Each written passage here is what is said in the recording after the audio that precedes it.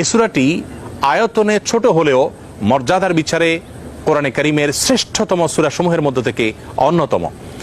নবী করিম সাল্লাল্লাহু আলাইহি সাল্লাম এক হাদিসে বলেছেন, ইন্নাহা লাতা'দিলু সুলসাল কোরআন, নিশ্চয়ই সূরা ইখলাস এটি মর্যাদার বিচারে এবং সওয়াবের দিক থেকে কোরআন কারীমের 1/3 বা 1/3 সমতুল্য।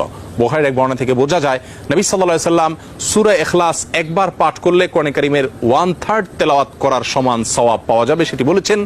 এর উপর ভিত্তি করে অনেক উলামা ইকরাম বলেছেন, 3 বার যদি কেউ কুল হুয়াল্লাহ সূরা বা সূরা ইখলাস পাঠ করে তাহলে আল্লাহ রাব্বুল আলামিন তাকে গোটা কোরআন একবার পড়ে শেষ করার সমান সওয়াব দান করবেন। অন্য আরেকটি হাদিসে বর্ণিত হয়েছে, এক ব্যক্তি সূরা ইখলাস পাঠ করেছেন, নবী সাল্লাল্লাহু আলাইহি ওয়াসাল্লাম সে শুনতে পেয়ে তিনি বলেছেন ওয়াজাবাত, অর্থাৎ তার জন্য ওয়াজিব হয়ে গেছে।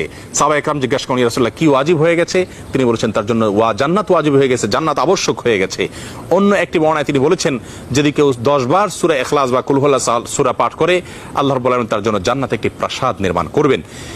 মসজিদে কুবার একজন ইমাম নিযুক্ত ছিলেন, যিনি প্রতি রাকাত ফরজ নামাজে সূরা ফাতিহা পাঠ করার পর যখন অন্য সূরা মেলানোর অপশন আসে তিনি প্রথমে সূরা ইখলাস পাঠ করেন, এরপর অন্য সূরা পড়েন। সাহাবা ইকরাম এবং সেই মসজিদের মুসল্লিরা নবী সাল্লাল্লাহু আলাইহি ওয়াসাল্লামের বিষয়টি উত্থাপন করলেন এবং তারা জানতে চাইলেন কেন তিনি এমনটি করেন। সূরা ইখলাস এটি তো প্রত্যেক রাকাতে পড়াটা বাধ্যতামূলক নয়, সূরা ফাতিহার পর তিনি নিয়মিত এটি কেন করেন? সেই ইমামকে ডেকে নবী সাল্লাল্লাহু আলাইহি ওয়াসাল্লাম জিজ্ঞাসা করলেন এর কারণ সম্পর্কে। তখন তিনি বলেন, ইয়া রাসূলুল্লাহ, আমি সূরাটাকে